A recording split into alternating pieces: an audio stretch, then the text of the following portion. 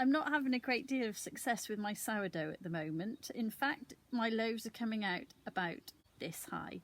So I thought I would welcome a very special guest to show you how to make sourdough bread. Please let me introduce to you our very own Mrs. Friend, who will show us her secret tips on sourdough making.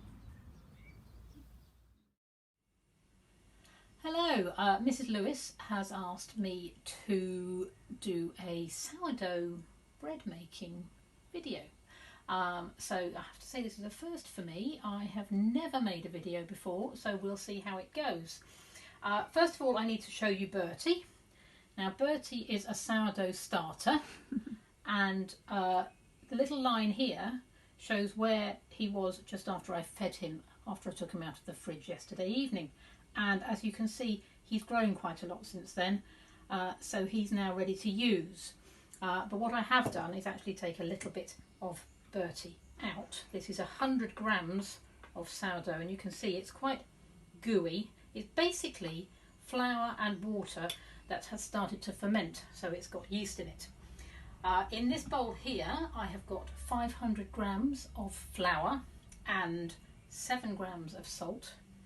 And in the jug here I've got 400 grams of water. Now that's quite a lot for 500 grams of flour, but this particular flour is very thirsty, so I will need all of that. Now what I'm going to do first is put the sourdough into the big bowl, and then now all we do for the moment after that is give it a stir. I don't know if you can see in there, it's rather gloopy. It doesn't need anything more than to get the water and starter and flour combined. So it's all still quite lumpy. I'm just going to scrape the spoon off, there we go. And that's it for an hour. I'm just going to put, now we call these shower caps, they're not actually shower caps, although a shower cap would work. You can cover it with cling film, but it needs to be covered so that it doesn't dry out. And you leave it for an hour, and then I will show you what we do next. Okay, here we are again. Now just before I show you the dough, it's now an hour later than it was last time, but I just want to show you a little bit more about the starters. Now this, as you can see, I've used a bit more of Bertie in the last hour. There's his line, the line that was there when I'd fed him after I got him out of the fridge, but he's now back down to here. And I'm actually going to put him back in the fridge just as he is. There's plenty of starter left there. I could use more of it if I wanted to, but I don't need to at the moment. But here's another one which is almost finished. Now if you have a little look inside this jar, you'll see what I mean. Okay, so there's very little sourdough left. Now that's a rye sourdough, so he has the very original name Ryan. And what we're going to do is I'm going to actually feed this before I put it back in the fridge, and I'll show you it again in the morning before we actually cook our bread. Now here I've got equal quantities in weight of rye flour and water. I'm going to put the water in first.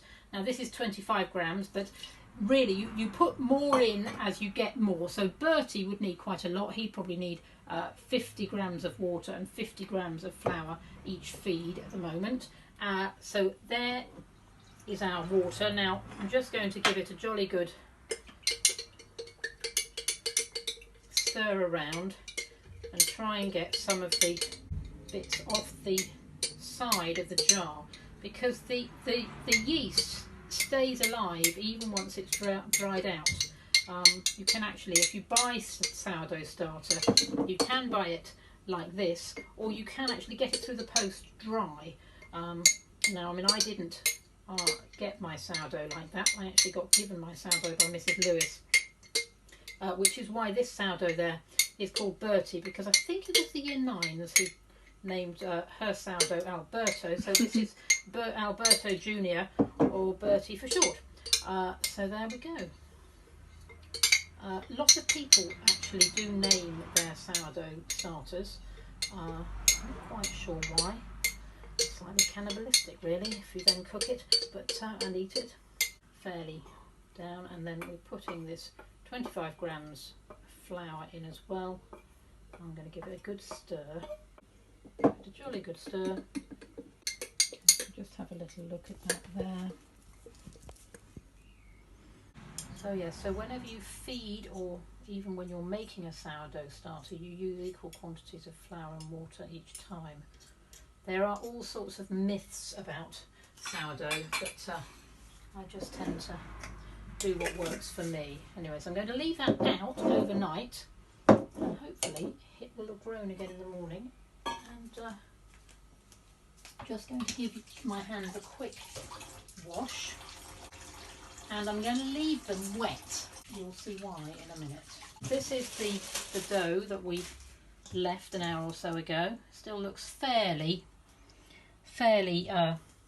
gloopy, and what we do is we fold over and round.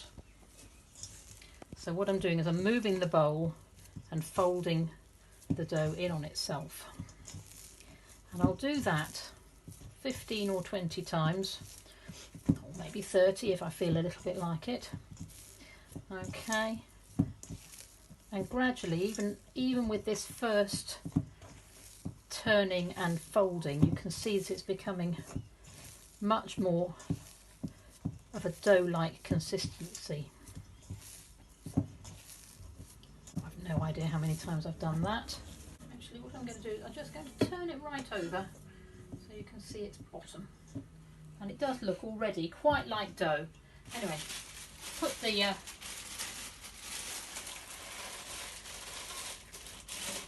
shower cap, or as I said, cling film, or you could just put it in a plastic bag and leave it for another hour. I'm going to do that several more times, 3 or 4 probably, and then I'll show you it just before I put it into the next stage.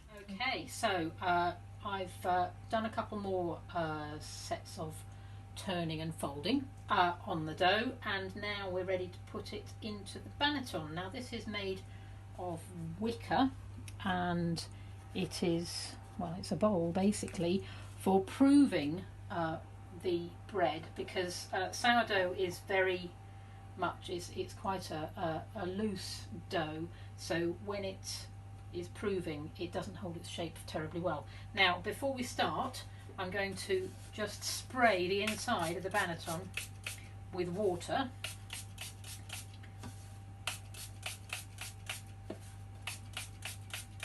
There we go. Not to make it wet, but just to make it a little bit moist, and then I am going to put rice flour, quite a good amount, and this stops the dough, which is very sticky, from sticking to the banneton, because we don't bake the bread in these, we just use it for proving, and we hope then that it will keep its shape once it is turned out, for long enough at least for it to start cooking. So you can still see the swirls, and with any luck, although this is a very sticky dough, we will be able, you see it's much more homogeneous, but it's still quite sticky. So we're just going to give it a couple more turns and folds, and then we'll drop it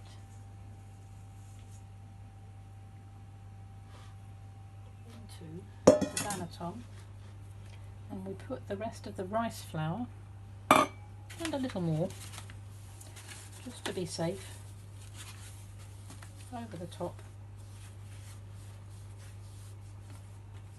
Double check it's not sticking, which it isn't at the moment.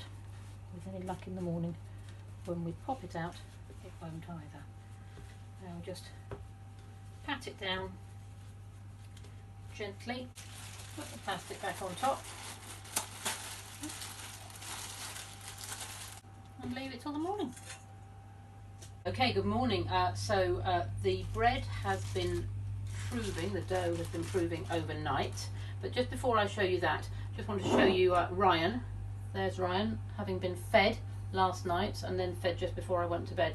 You can see all these little bubbles, which means that he's nice and healthy. So he'll be going back into the fridge for use again next time. Anyway, so here's our bread. You can see it's risen quite well. So what we're going to do is we're going to pop it into a casserole, which I have lined with parchment. In fact, what I normally do is I normally do this. So we normally put that on there and then do a flip.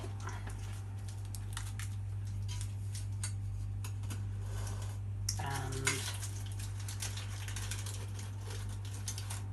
hey presto. So very slightly caught. Very quickly, an X across the top and into my oven.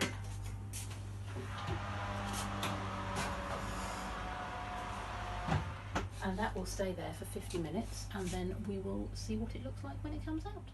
Okay, so the bread is now baked. It's been in there for 50 minutes and now's the moment of truth.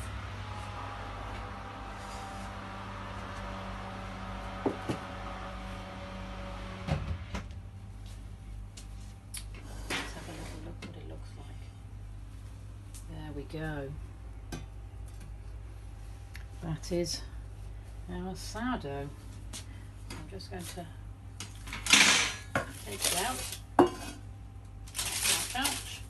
and put it on there to cool. And that is how you make sourdough bread. And that's what it looks like. And I have to say, it's come out really rather well.